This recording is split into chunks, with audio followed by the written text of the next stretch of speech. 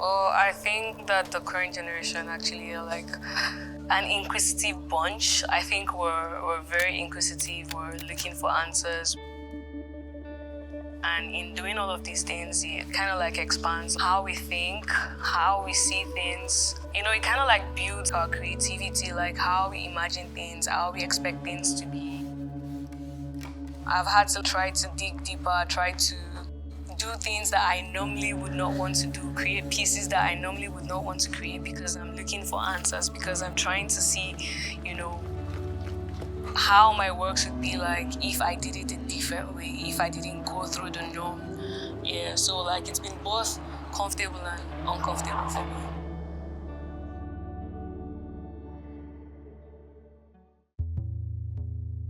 From my view, from my perspective, I see Nigerians as, you know, rigid. I see us as like thick-skinned, but also like not taking away the fact that we fluid on the inside in terms of like, emotions, in terms of gender, thoughts, feelings, and all of these things. We have this, you know, barrier, and that kind of like makes us very stony, very rigid, and you can see that in my work. So the way I present my pieces, most of my forms, most of my figures come out in like cubic forms to basically depict the rigidity that I sense from Nigerians.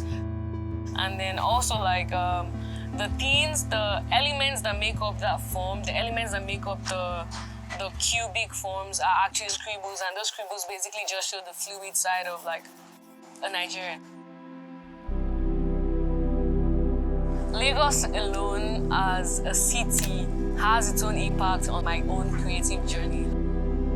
You know, you wake up every day, there's something to talk about, there's something to speak on, there's something, even from the sounds of the birds to like the sounds of the downfall moving, I feel like there's just inspiration everywhere.